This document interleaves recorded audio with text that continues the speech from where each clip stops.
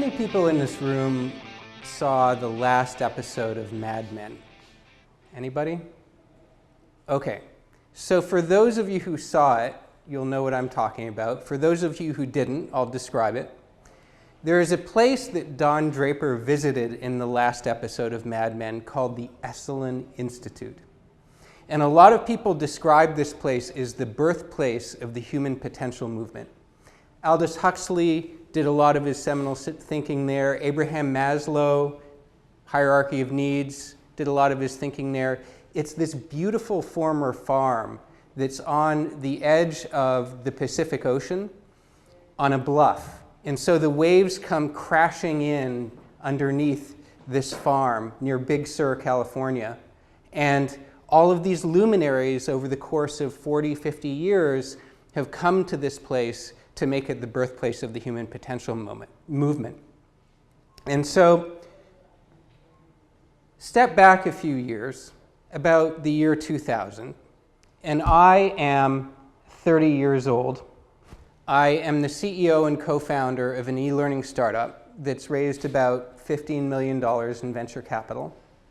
And I've got a free weekend, and I decide, since we're based in San Francisco, that it's time to drive down the coast and visit the Esalen Institute. And being recently broken up from my girlfriend, I'm thinking, maybe this will work out. I mean, there's free love back in the 60s, maybe I'll meet someone. It could be a really exciting weekend. And I attended my introduction to Esalen weekend. And the weekend covered a number of things. We learned about Gestalt language protocol and all these things that are at the heart of the Esalen experience. We had wonderful Esalen food. And the highlight of the weekend was learning Esalen massage. And given that the workshop was about 50% women, I thought, this will be nice. And so on this Saturday night, it's about 50 degrees outside. Rain is pouring down from the sky, and we all met up, everyone in the workshop, at Porter's Yurt. Now, a yurt is like a round building. It's kind of like a tent. It's a circle, and it's got a tent on top.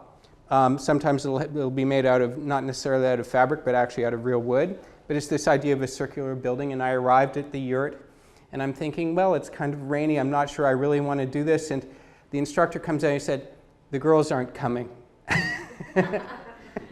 But you can continue if you want to. And I said, you know what? I'm going to push my boundaries a little bit. I'll try this out. So I learned massage, and we all got sort of ready for massage. And the men learned Esalen massage strokes on each other. And that was my first decision in the yurt. It didn't work out all that well. I'm not sure I'd want to repeat it. But it was an experience. And fast forward, 10 years later, I came back to Esalen again. And I was at a different point in my life. I had exited the company that I had started. I had worked for a couple of other companies, and I had left that too. I decided I want to be an entrepreneur again. But I had spent 2 or 3 years wandering in the wilderness as an entrepreneur, not really sure what I wanted to do. And I was thinking maybe this time, maybe at this trip to Esalen, I'll have an opportunity to kind of figure out what my purpose is. And so the workshop met once again in a yurt. And this time the workshop was about leadership, and it was about exploring where the essence of who we are, the essence of who I am, meets with what it is that people need. Where does what I love to do and what I'm good at meet what the world needs? And it sounded like a great idea, right? I mean, simple thing to figure out. It's a very tricky equation. And so the workshop culminated in an opportunity for us to lie back on the floor of the yurt, looking up at the ceiling, close our eyes, and to imagine what this intersection might look like. And I closed my eyes, and there was this image that came to my mind of me being in a circle. And in this circle, I was surrounded by people that I knew I loved. And I knew that everyone was here because I had something to do with it, but I wasn't in the center of the circle. I was part of the circle. We were there together. And we had come together to realize all of our potential for love, for contribution, to be able to recognize our full potential. And it was this funny thing. If any of you have ever had a vision of your future, it didn't sort of come on high. It was more like a curtain had been pulled back, and I saw this picture that had been here for my entire life. And I had just been, in some ways, too scared to look at it for what it would mean. Because if I was going to accept that picture, it was everything. And what if I failed? What if I wasn't good at it? What if I didn't make money at it? What if I didn't become rich and famous doing it? What if I tried to do it and I fell flat on my face? But I knew as soon as I saw that image that I couldn't not do it.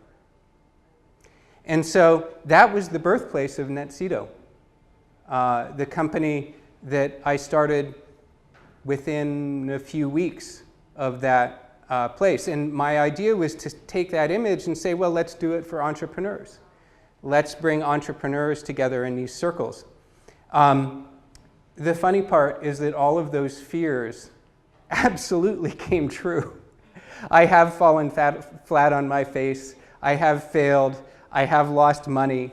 And I've succeeded along the way too. The part that is most treasured to me is I've actually taken the steps to realize that vision in the world. I've found real fulfillment. It's these moments where, when I'm part of one of these groups, I know that I'm living my purpose on the earth. There's this sense of, I can die now, and I know I lived my life right. Worked out a lot better than the massage thing. Thank you.